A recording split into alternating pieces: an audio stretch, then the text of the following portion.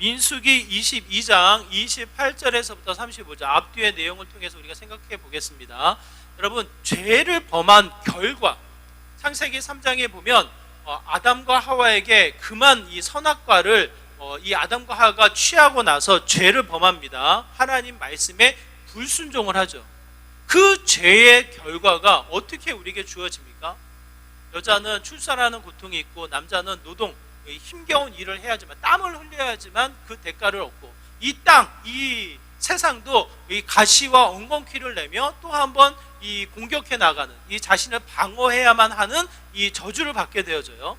죄의 결과로 여러 가지 심판의 내용이 우리에게 주어집니다. 정령 죽으리라. 그 누구도 영원한 생명을 갖지 못합니다. 죄의 결과로 죽음의 심판을 피할 수 없는 게 우리의 한계, 우리의 연약함인데, 그 죄의 결과의 시작점이 뭐라고 기록되어져 있습니까? 여러분 한번 생각해 보세요. 깊게 한번 고민해 보세요. 창세기 7장과 8절, 창세기 3장 7절과 8절의 말씀에 보면 그 죄의 결과가 이렇게 나타납니다. 여러분 한번 같이 읽어볼까요? 함께 했습니다. 이에 그들의 눈이 밝아져 자기들이 벗은 줄을 알고 무화과 나무 잎을 엮어 치마로 삼았더라. 그들이 그날 바람이 불 때 동산에 거니시는 여호와 하나님의 소리를 듣고 아담과 그의 아내가 여호와 하나님의 낯을 피하여 동산 나무 사이에 숨은지라. 죄의 결과, 하나님 말씀에 불순종함으로 말미암아 죄가 우리를 오염시켜 우리에게 나타나는 결과, 자연스러운 현상이 무엇입니까? 뭐예요, 여러분? 눈이 밝아졌다는 거예요. 눈이 밝아지면서 또 나타나는 현상이 여호와 하나님의 낯을 피했다라는 거예요. 이게 오늘 저와 여러분의 이 지극히 나타나는, 죄로 말미암아 나타나는 현상입니다. 우리가 보아지는 것, 우리가 본다라는 개념이 무엇을 봅니까? 결국 우리의 시선, 우리의 관심, 우리가 눈으로 보여지는 많은 이 거리들은 죄의 결과로 말미암아 세상을 보는 거예요. 자연스럽게 우리는 기대합니다. 하나님을 보길 원합니다. 하나님을 원합니다. 하나님만을 신실히 따르기를 원합니다. 믿음의 간절한 소망으로 기도는 하지만 실제 죄로 오염된 우리의 상태는 어떻게 돼요? 여호와 하나님의 낯을 피한다라는 거예요. 두려움에, 나의 이 수치스러움에 숨기며 낯을 피하는, 하나님을 보기를 원하지만 하나님이 보일 때 우리는 어떻게 해요, 여러분? 하나님이 보일 때 하나님을 봐야 하는데 하나님을 피하는 게 우리의 습성이라니까요. 죄의 습성. 종교적인 의미가 아니라 우리가 본다라는 것이 얼마나 제한적입니까? 여러분, 내가 봤어, 내가 봤다고 해서 내가 확신을 가지고 그것을 주장하는 편이 우리의 마음인데, 실제로 본다라는 것이 얼마나 한계에 지나치는지, 내 한계에 부딪히는지를 우리가 깨닫게 되는 거예요. 제가 전에도 보여드린 그림인데 여러분 한번 보세요. A와 B가 있습니다. A와 B. 이 A와 B의 칸이 같은 색깔일까요? 다른 색깔일까요? 분명히 우리의 머리는 제가 설명을 드렸기 때문에 같은 색깔인 걸로 알고 있어요. A와 B는 같은 색깔이에요. 그럼에도 불구하고 우리가 본다라고 했을 때 A와 B를 같다라고 우리가 이해합니까? 머리, 지식적으로는 같은 색깔이야, 이렇게 인지는 하지만 같지 않다라는 거예요. 지금도 의심하는 분들이 계신데, 주변에 그림을 지우면 A와 B만 남겨놓으면 색깔이 어떻게 돼요? 같은 색깔로 보여요. 조금 다르게 느껴지면 A와 B의 글자를 지워버리면 어떻게 됩니까? 똑같은 그림이에요. 똑같은 색깔이에요. 똑같은 색깔. 결국 내 머리는, 저도 마찬가지예요. 같은 색깔이야 라고 생각을 하고 보지만, 내가 본다라는 이 행위, 본다라는 개념으로 나에게 인지되어지는 것은 A와 B가 다르다라고 인지되어져요. 자, 여러분 보세요. A와 B 어떤 게 더 길고 큽니까? A와 B 어떤 게 더 길고 커요? 여기에 질문은 우리가 이 힌트가 들어가 있어요. A와 B 다 똑같은 길이, 똑같은 크기예요. A와 B의 길은 똑같습니다. 그럼에도 불구하고 우리가 본다고 했을 때 A가 훨씬 길어 보여요. A와 B의 크기가 똑같습니다. 그럼에도 불구하고 A가 훨씬 커 보이게 느껴지는 현상이 뭐예요? 본다라는 개념이 주변의 환경을 통해서 영향을 주는 것을 보면 반드시 내가 본다라는 개념이 바른 이해, 바른 지식, 그걸 통해서 내가 바른 행위를 한다라는 개념과 뭔가 간격이 있는 형태를 우리에게 소개하는 거예요. 종교적인 개념으로 성경적인 가치를 통해서도 생각해 보면 본다라는 것이 그냥 세상에 밝아졌고 하나님을 보기보다는 세상이 좋아하는 것, 내가 즐거워하는 것을 보는데 더 치우쳐져 있고, 더 나아가 내가 보고 확신해, 내가 봤기 때문에 이건 분명한 거야 라고 주장하는 일들도 또 한 번 내 스스로를 어떻게 합니까? 의심해야 된다는 거예요. 내가 보지 못하는 세계가 있습니까? 없습니까? 내가 본다고 했을 때 잘못 인지하고 잘못 판단하는 일들이 있습니까? 없습니까? 여러분 스스로 생각했을 때 여러분 절실히 깨달아야 돼요. 내가 봤다고 해서 그것이 진리고, 내가 봤다고 해서 이게 분명한 사실이 되는 것은 아니라는 거예요. 오늘 본문에 보면 너무나도 이 발람이라는 사람이 주목을 받는데, 이 모압의 왕인 발락이 발람을 청합니다. 그러면 어느 정도의 위치에 올라가 있는 거예요. 왕이 찾는 사람이니까. 그리고 또 이 왕의 상황이 어떠한 상황이냐면, 모압 평지에 이스라엘 백성이 모여있는 상황을 보고 두려워해요. 왜 그렇습니까? 대군이 이동을 했죠. 이동을 하면서 아모리 족속을 패했죠. 그 이웃 나라를 멸망시켰으니까 이젠 자신의 나라 모압 왕을, 모압 땅을 위협할 수 있으니까 얼마나 큰 두려움입니까? 이 두려움을 앞서서 싸울 법한데 싸우지 않아요. 싸우지 않고 누구를 찾냐면 발람을 찾습니다. 발람. 이 점술가라고 여겨져요. 하나님을 아는 사람이 아니에요. 하나님을 믿고 하나님을 따랐던 선지자다 아닙니다. 이방 땅에 점술가, 왕을 도와서 두려움을 좀 위로하고 용기를 주었던 그런 자로 여겨져요. 그런 자를 찾아서 이 두려움을 해결하고자 이스라엘 백성을 저주해 주옵소서 이렇게 부탁을 하는 거예요. 이 왕의 부탁이고 왕의 어떤 대가가 치러지는 일이기 때문에 당연히 달려가서 저주할 법한데, 이 자리에 누가 개입을 합니까? 누가 개입을 해요? 하나님이 개입을 하셔요. 하나님이 개입을 하셔서 발람에게 찾아와서 가지 말라는 거예요. 이 발람이 하나님을 알고 있습니다. 하나님을 알았지만 하나님을 신실하게 믿었습니다. 그렇게 표현되어 있지 않아요. 하나님을 알았고 하나님이 명하신 대로 가지 않겠습니다. 1차 초청을 거부하고 가지 않습니다. 두 번째 왕이 또 다른 이 고관들을 보내가지고 이 발람을 모셔오게 합니다. 그런데 이 두 번째에도 이 발람이 뭐라고 이야기하냐면, 은과 금을 내게 주어도 어찌 여호와 하나님의 말씀에 내가 어기겠냐고, 신실한 믿음의 모습처럼 이야기를 해요. 가지 않겠노라고. 그러면서 하는 말이 뭐냐면, 그러면 머물러서 기다리라고, 하나님이 뭐라고 말씀하시는지를 내가 듣고 대답하겠노라고 이야기를 합니다. 이 부분만 보면 우리가 생각했을 때 발람이 하나님을 믿고 하나님의 이끄심에 적극적으로 따르는 것처럼 보여요. 그렇죠 여러분? 1차에 이 말씀대로 가지 않았죠. 2차에도 은과 금을 가져와도 가지 않는다라는 거예요. 그럼에도 불구하고 이 사람들은 남겨놓는 모습을 보면 우리는 분명히 알지는 못하지만 이어지는 장면을 통해서 뭐라고 이야기합니까? 사악한 자라고 이야기를 해요. 그 하나님을 이야기하고 금과 은을 줘도 내가 가지 않겠노라고 이야기하지만 그 마음에는 무슨 마음이 있습니까? 미련이 남아있는 거예요. 우리가 읽은 본문에 보면, 읽진 않았지만 18절 19절에 보면 성경이 뭐라고 이야기하냐면, 이 발람을 통해서 이야기하기를 이렇게 이야기합니다. 발람이 오히려 쫓아가지 않는 이 상태를 두고 사악한 자라고 표현을 하고 있다는 거예요. 베드로전서에서는 그 발람을 가리켜서 뭐라고 표현을 하냐면, 베드로전서 2장 15절 16절에 이렇게 기록되어 있습니다. 한번 같이 볼까요? 같이 있습니다. 시작.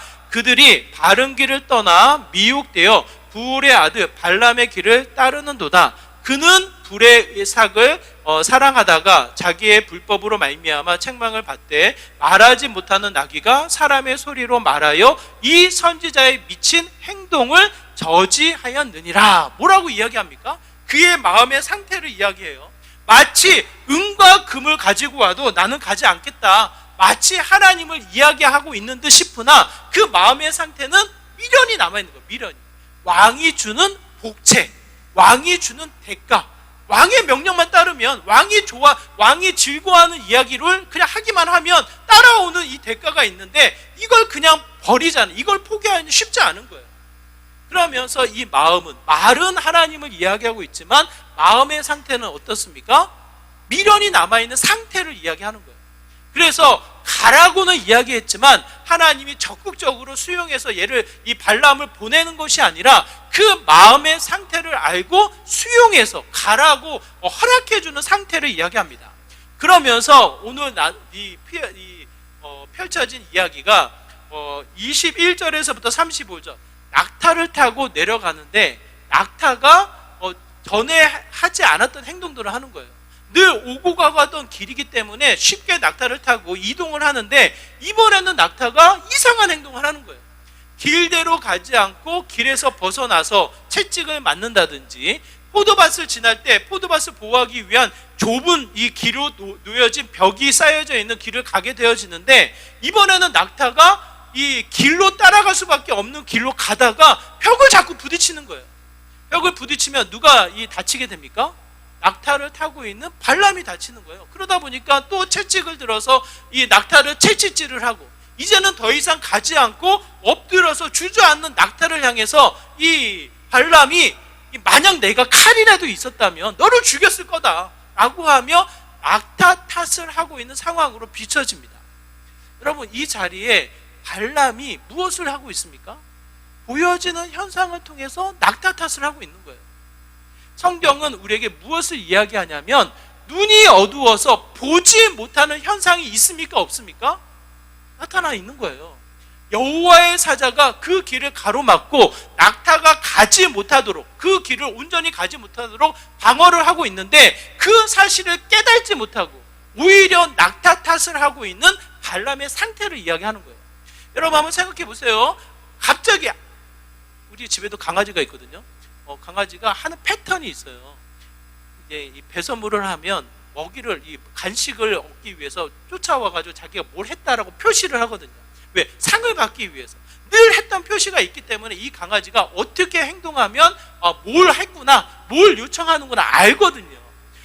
이 낙타가 평생에 이 주인을 섬겼다면, 하지 않는 행동을 했다면 이 주인은 어떻게 반응해야 합니까? 어떻게 반응을 해야 합니까? 어느 날에는 배설물을 하고 잘해가지고 칭찬을 해서 먹을 것을 주려고 해도 얘가 오질 않아요. 그럼 어떻게 합니까? 얘가 뭔가 불편한 거예요. 어디가 아픈 거예요. 얘가 왜 아프지? 살펴보고 병원을 데려가는 게 주인의 마음이거든요. 근데 이 발람은 모에 매여서 그것을 행하지 않고 있다라는 거예요. 그 마음이 뭡니까?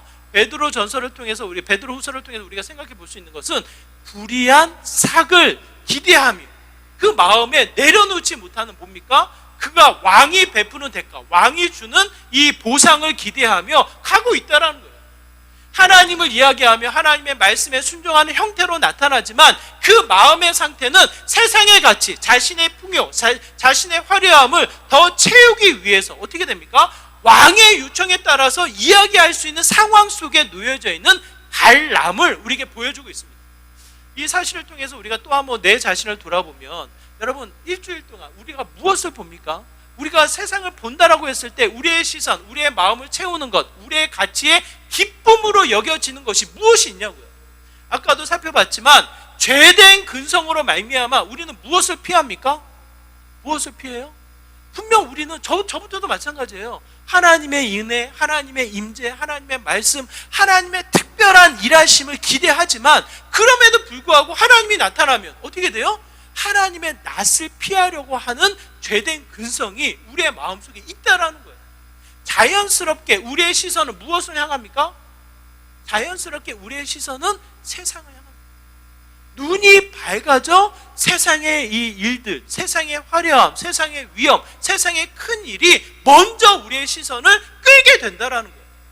그러면서 자연스럽게 하나님은 보지 못하고, 하나님의 영광은 보지 못하고, 하나님의 역사는 보지 못하고, 그냥 세상에 비춰진 나의 초라한 모습에 멈춰버리는 일들이 많다라는 거예요. 어느 한 심리학자가 이렇게 이야기합니다. SNS, 미디어를 통해서 이 세상이 전에는 보지 않아도 될 세상의 이야기거리들이 막 보여지잖아요. 그러면서 우리의 심리의 상태가 어떻게 나타납니까? 상대적인 허전함, 상대적인 이 낙심이 우리의 마음속에 찾아오게 된다는 거예요.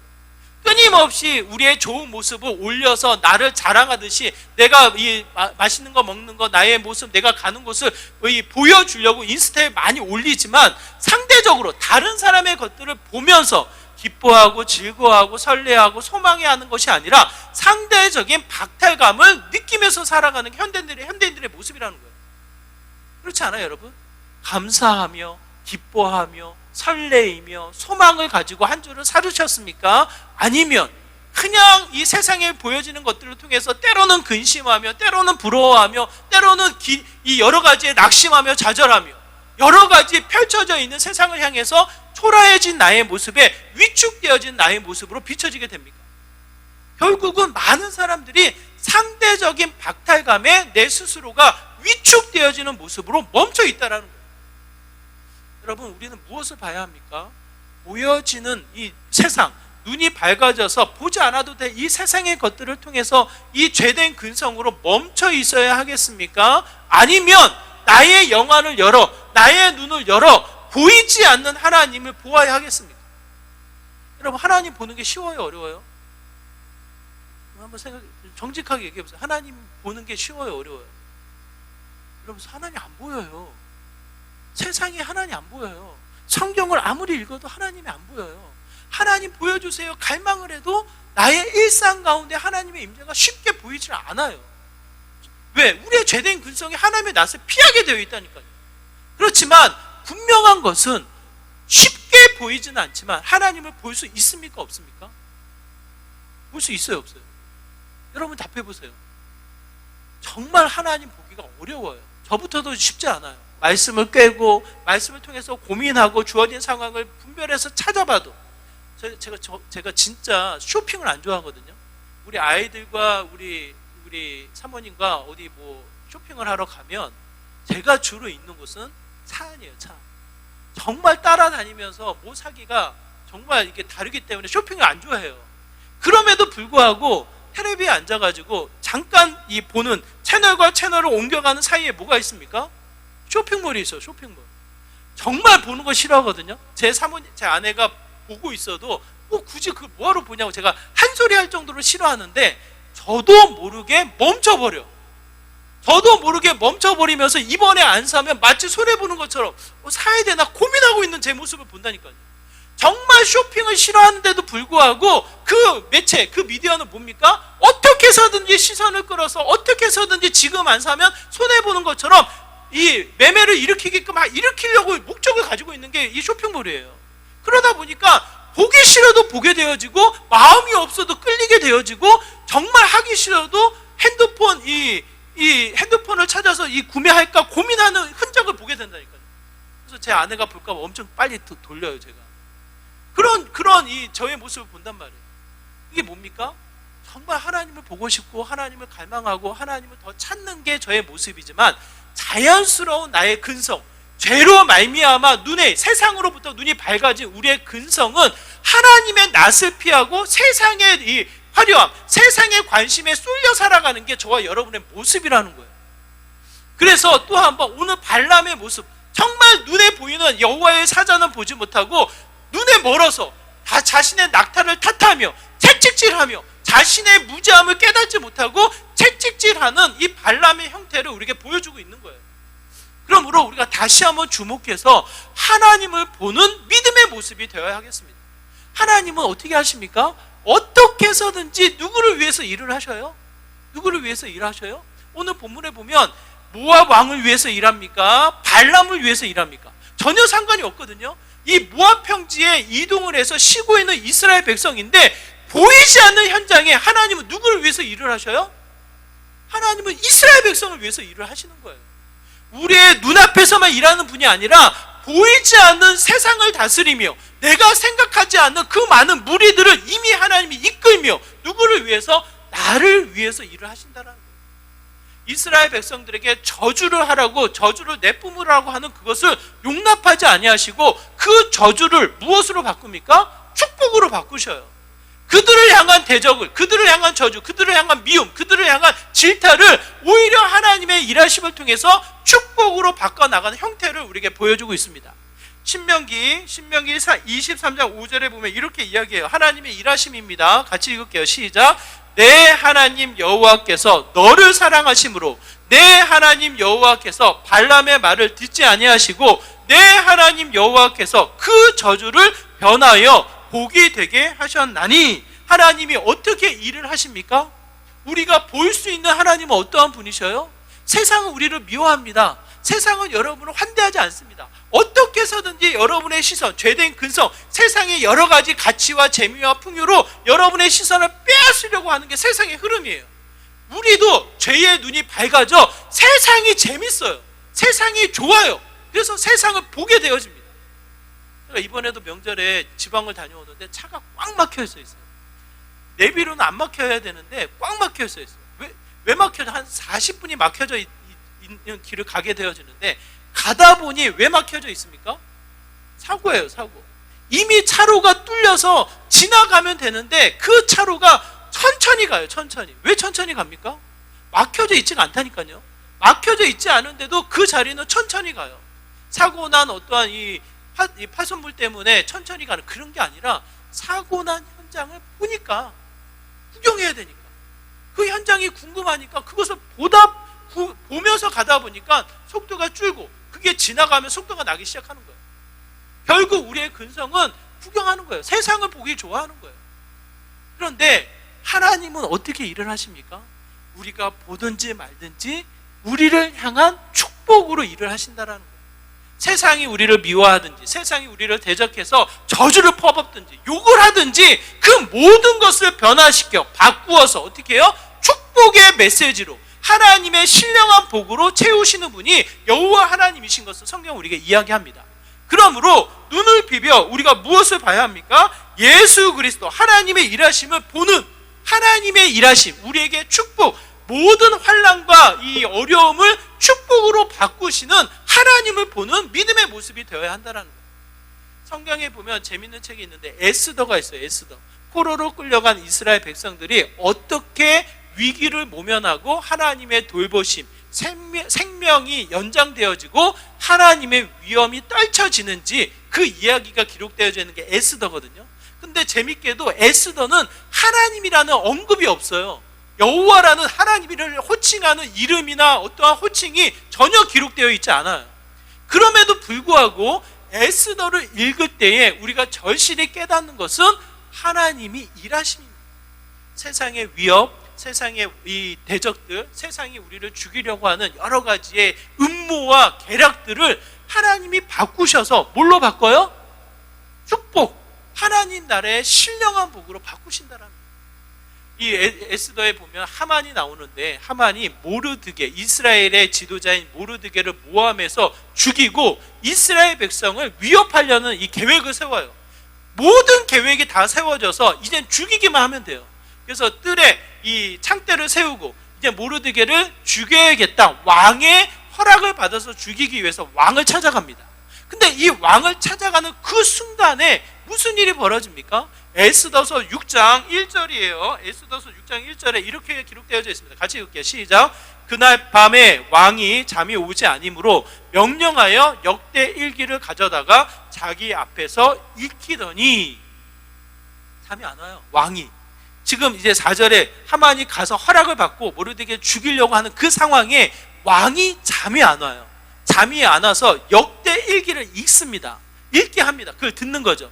2절 3절 역대 일기의 내용이 나오는데, 무슨 내용이 나오냐면 모르드게아가 아수르의 왕을 도와준 거예요. 왕위를 도와서 이 반란을 일으키는 것을 도와서 왕위를 지켜나가는 업적을 세운 거예요.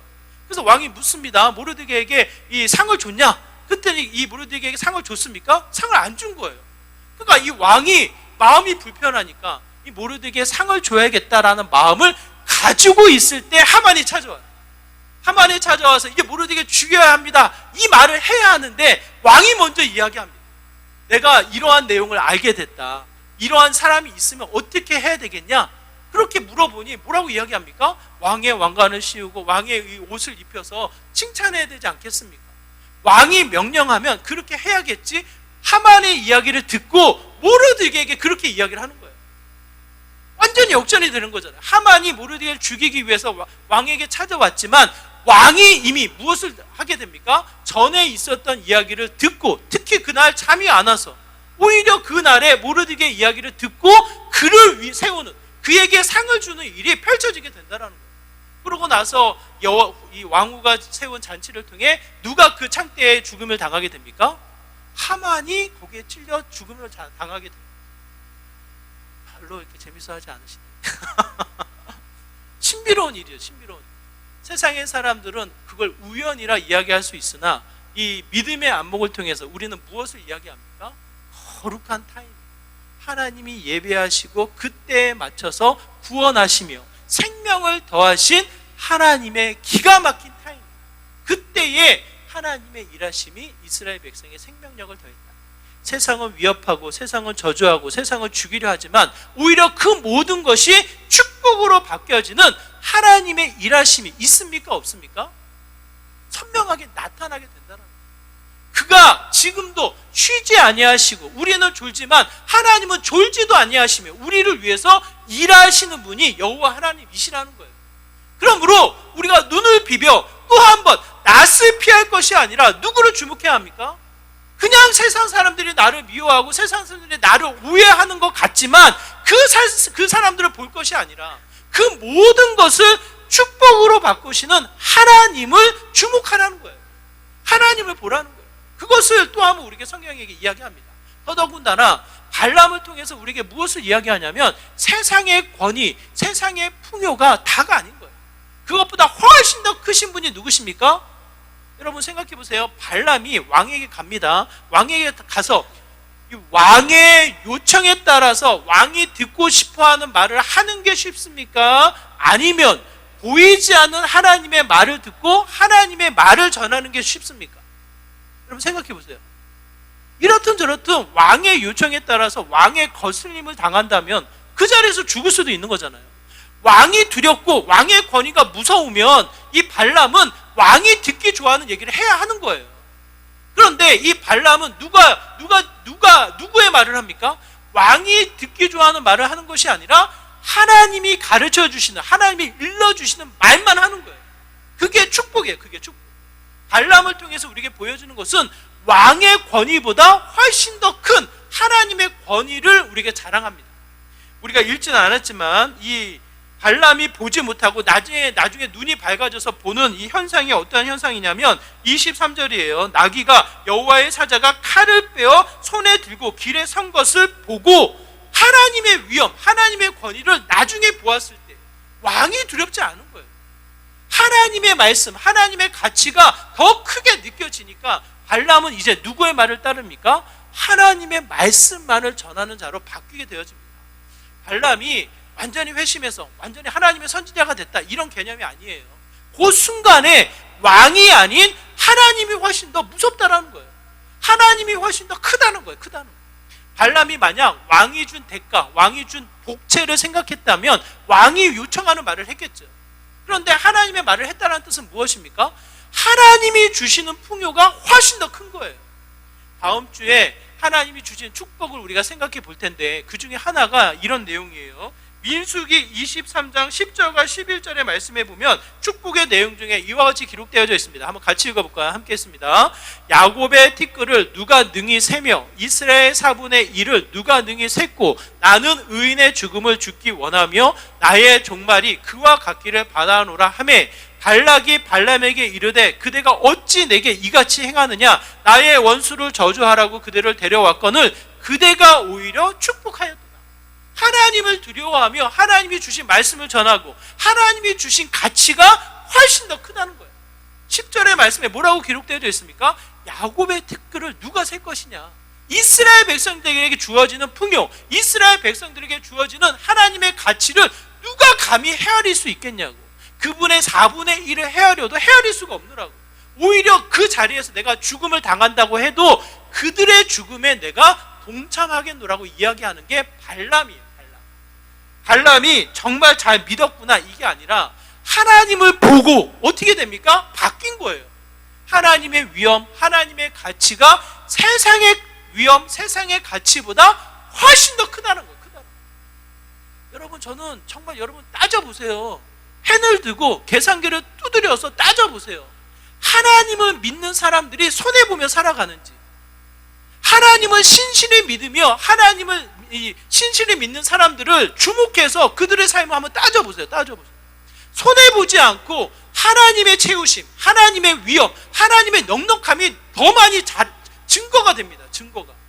반대로 하나님을 믿는데 뭔가 이 인정받지 못하고 뭔가 이 위축되어져 있고 뭔가 이 부족함이 느껴지는 분들을 한번 보세요. 왜 그런가 살펴보면 뭔가 쥐고 있는 것을 내려놓지 못하는 일이 너무 많아요. 하나님을 이야기합니다. 하나님을 마치 따라가는 것처럼 말합니다. 그의 삶이 보여집니다. 그렇지만 실제로 사람들은 그를 인정하지 않아. 그를 따라가지 않아. 왜 그런가 살펴보면 세상의 것이 놓아지질 않아요. 하나님도 잡고 세상 것도 붙잡고 하나님을 따라가는 듯 싶으나 가랑비가 찢어지면서 세상의 것도 즐거워하는 형태가 나타나는 거예요. 믿는 듯 싶으나 아무도 그를 따라가지 않아. 왜 그런가 살펴보면 아직 놓지 못한 세상의 가치, 하나님의 낯을 피하며 세상의 것을 화려하게 여기며 눈에 가는 대로 붙잡고 있는, 놓지 못하는 가치가 놓여져 있다는 거예요. 저는 그 모습을 보면 너무 안타까워요. 그냥 이 두 가지를 놓지 못하고 바둥바둥거리며 큰 힘들어하는 모습이 보이거든요. 저는 부탁을 드리고 싶어요. 하나님만 붙잡고 세상의 가치를 놓아버리면 오히려 하나님이 채우시는, 하나님이 보여주시는 위엄, 하나님이 채우시는 이 풍요, 하나님이 나타내시는 영광이 훨씬 더 크다는 거예요. 여러분이 가지고 있는 계산기로 두드려 보시라고요. 왜? 하나님은 우리를 위해서 선명하게 보이시니까 그 일하심이 나타나게 됩니다.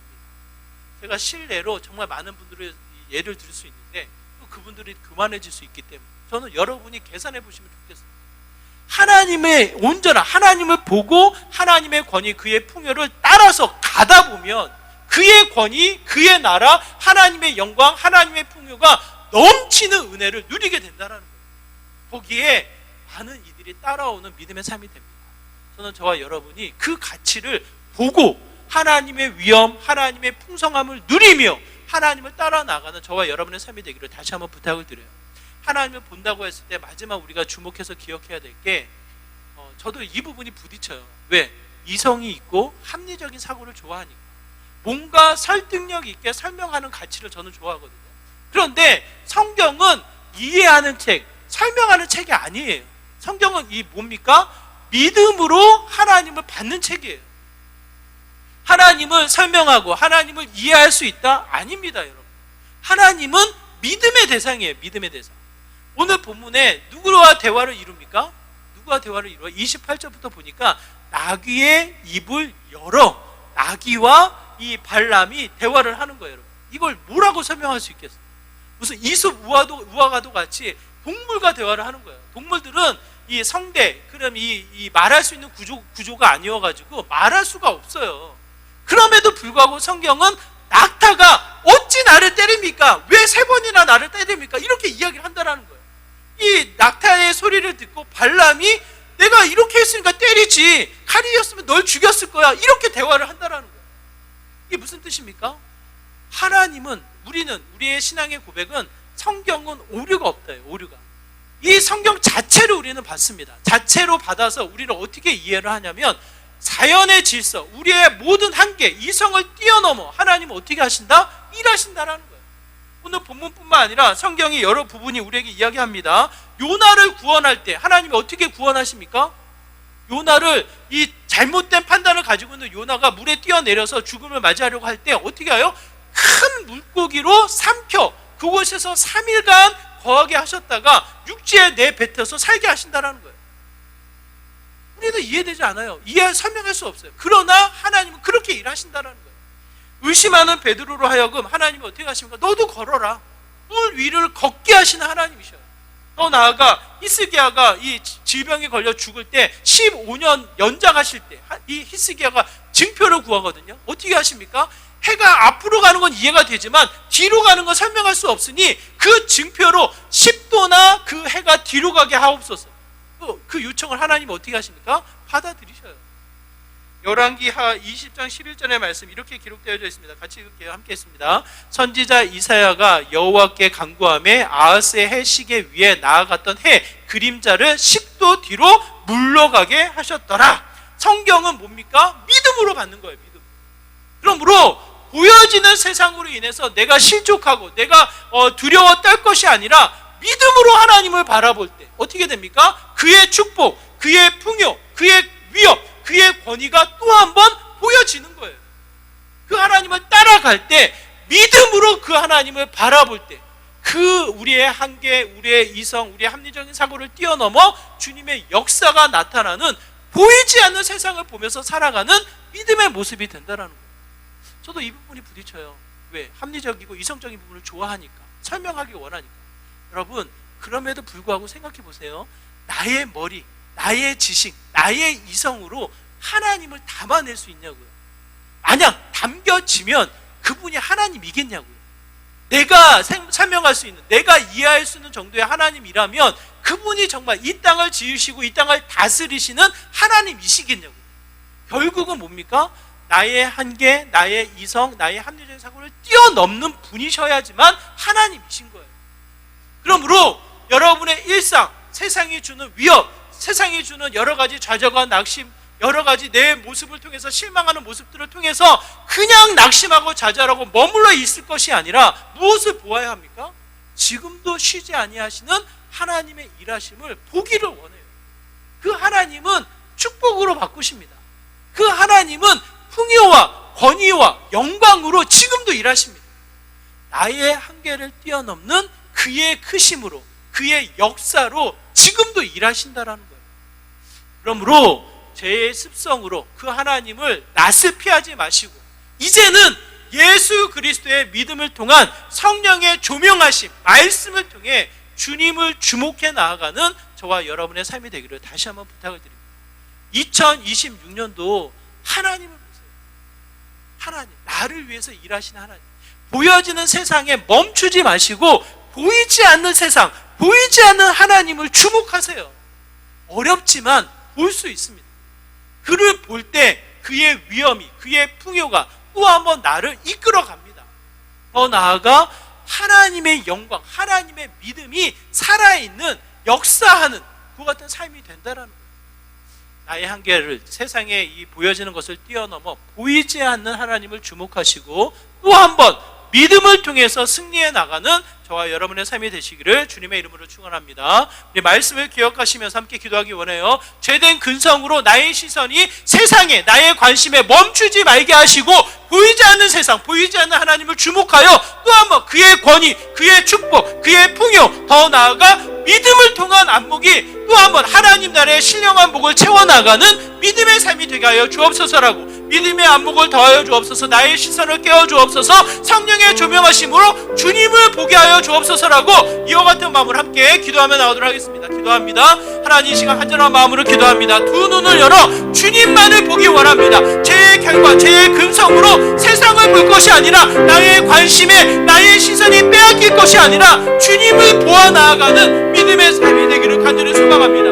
다시 한번 주님의 영광, 주님의 권위, 주님의 풍요를 깨닫게 하여 주시고 주님을 채우게 하시고 믿음을 통해 주님만을 바라보게 하여 주시고 이 세상 하나님의 거룩한 뜻을 이루어 나가는 믿음의 귀한 자리가 되게 하여 주시옵소서. 주님.